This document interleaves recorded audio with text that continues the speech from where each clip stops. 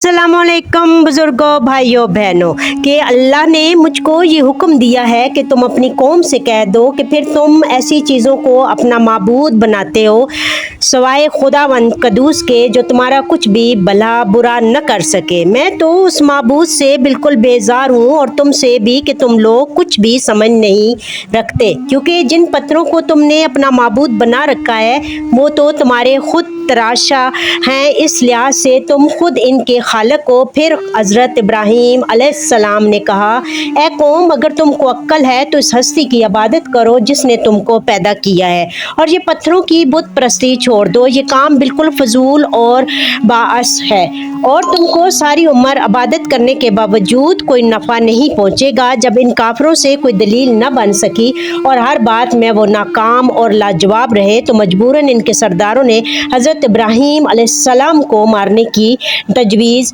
दरबार नमरूद में पेश कर दी ताकि वो इत्तफाक राय से मंजूर हो जाए। और चूँकि बादशाह नमरूद भी हज़रत इब्राहीम अलैहिस्सलाम की बेसाखी और सही जवाब से आजिज़ आ चुका था, लिहाजा इसने इन सरदारों की तजवीज़ को अमली जमा पहनाने के वास्ते दूसरी मजलिस तलब कर ली, जिसमें यह तय पाया जाए कि हज़रत इब्राहीम को इस तरीके से मारा जाए ताकि हमें आए दिन की शर्मिंदगी और नदामत से निजात हासिल हो जाए। कुछ ही दिन गुजरे थे कि बादशाह नमरूद की तरफ से कौम के सरदारों की तलबी हो गई और इसमें बहुत उजलत के साथ इस तजवीज़ पर, जो कि हज़रत इब्राहीम के मार डालने के मुतल्लक तय की गई थी, उसको किस तरह अमली जामा पहनाया जाए। हर सरदार ने अपनी अपनी राय दरबार शाही में पेश की और तमाम कौम के सरदारों ने हर तजवीज़ पर नहायत गौर व गौस किया, लेकिन अभी सही नतीजा पर पहुँच न सके थे कि एक बहुत ही ज़हीफ सरदार ने एक तजवीज़ पेश की कि ऐसे मुजरम को आम लोगों के सामने सज़ा दी जाए ताकि कौम का कोई दूसरा फर्द इस किस्म की कोई हरकत न कर सके। उसने कहा, मेरी समझ में तो ये आता है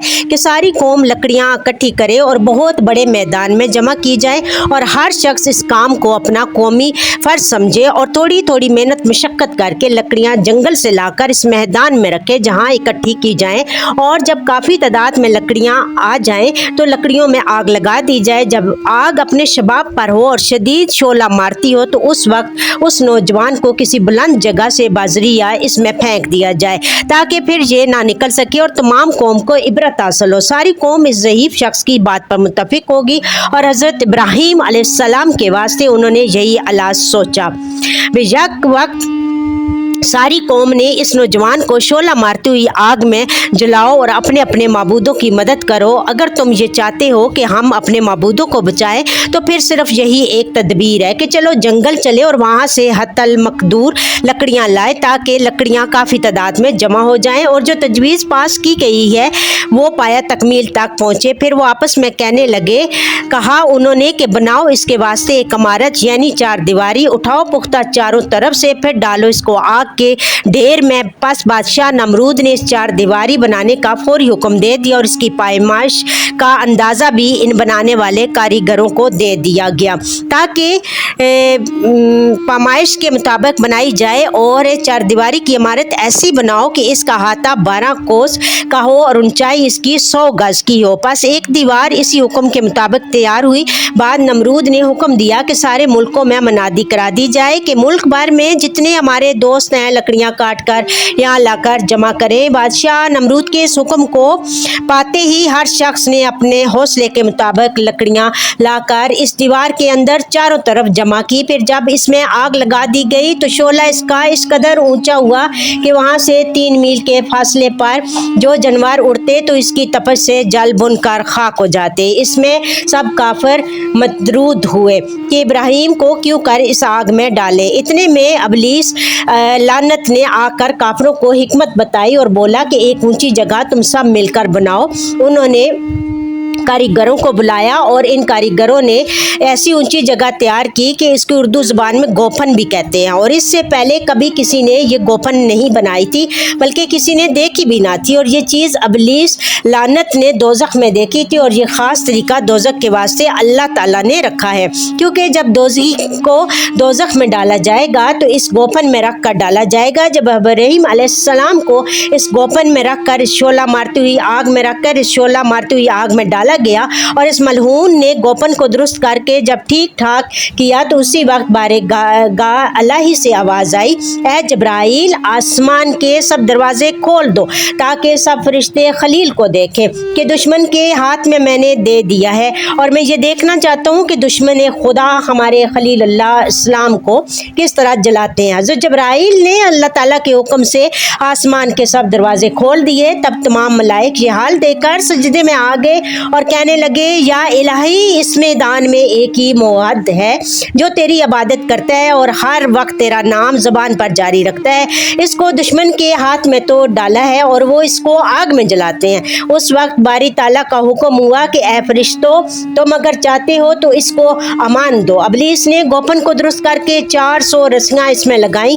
वजीर ने नमरूद को कहा कि पहरन अपना इसको पहनाओ, क्योंकि अगर वो न जलेगा तो लोग कहेंगे कि इब्राहीम पहरन की बरकत से न जला। ये सलाह ठहरा कर पहरन नमरूद और मरदूद का हज़रत इब्राहीम अलैहिस्सलाम को पहना दिया और हाथ पाँव बांध कर गोपन में रखकर 400 आदमियों ने मिलकर यकबारगी जोर किया, मगर गोपन अपनी जगह से ना हिली। और इब्राहीम अलैहिस्सलाम के बाप ने आज़र ने भी आकर कहा कि मुझे भी एक रस्सी दो कि इसको मैं भी खींचूं, अगरचे वो मेरा फर्जंद है लेकिन हमारे दीन का मुखालिफ है। और वो एक रस्सी पकड़कर खींचने लगा। हज़रत इब्राहीम ने जब अपने बाप को गोपन खींचते देखा तो कहा, या इलाही, मेरा बाप भी मेरा दुश्मन है। ऐ मेरे खुदा, मैं आज सबसे बेगाना हूँ, सिवाय तेरे मुझे कोई पनाह देने वाला नहीं। बस 4000 आदमी मिलकर इस गोपन को खींचते थे। इसमें इब्लीस नजस एक मर्द पहर की सूरत बनकर इनके पास आया और कहा कि अगर तमाम आदमी मशरक़ और मगरब के गोपन को खींचेंगे तो भी हरगिज़ गोपन को ना उठा सकेंगे। तब इन लोगों ने कहा कि आखिर फिर क्या होगा। शैतान लाइन ने कहा कि मैं तुमको एक राय बता देता हूँ, तुम अगर इसको अमल में लाओगे तो अलबत्ता इनको गोपन से उठाकर आग में डाल सकोगे। चाहे कि अव्वल कुछ लोग जना करें, इसके बाद फिर गोपन को उठाएं तो आसान होगा। बस इस कौम से 40 मर्द औरत ने आपस में मिलकर जना किया। इसी वक्त फरिश्ते इस हरकत कभी से नफरत करके चले गए और शैतान ने भी उन्हीं के साथ जना करके गोपन को पकड़कर खींचा। तब काफिरों ने हज़रत इब्राहीम को उठाकर मुअल्लक आतिश में डाल दिया। उसी वक्त फरिश्ते आसमानों की ये हाल देखकर सजदे में गिर पड़े और बोले, या रब, तेरे खलील को काफिरों ने आग में डाला है। हज़रत जब्राइल 70,000 फरिश्तों को साथ लेकर इनके पास पहुंचे और कहा कि ऐ इब्राहीम, अगर तू चाहता है तो मैं एक पर आग पर मारूं और आग दरियाए मोहित में डाल दूं। हज़रत इब्राहीम अलैहिस्सलाम ने हज़रत जब्राइल से कहा, ऐ जब्राइल, ये बात खुदा ताला ने फरमाई है या नहीं जो आप मुझसे कह रहे हैं? और ऐ जब्राइल, जो खालिक बरहक ने फरमाया है वो तुम करो, चूँकि मैं इसी में खुश हूँ जिसमें मेरा रब खुश है। ये बात सुनकर हज़रत जब्राइल ने कहा, ऐ हज़रत इब्राहीम खलील अल्लाह, तुम्हारा क्या मतलब है? फरमाया, कुछ मतलब है ज़रूर, लेकिन तुमसे नहीं, कोई हाजत मेरी है तो उस रब्बिल आलमीन से जिसका सारा आलम मुत्ताज है।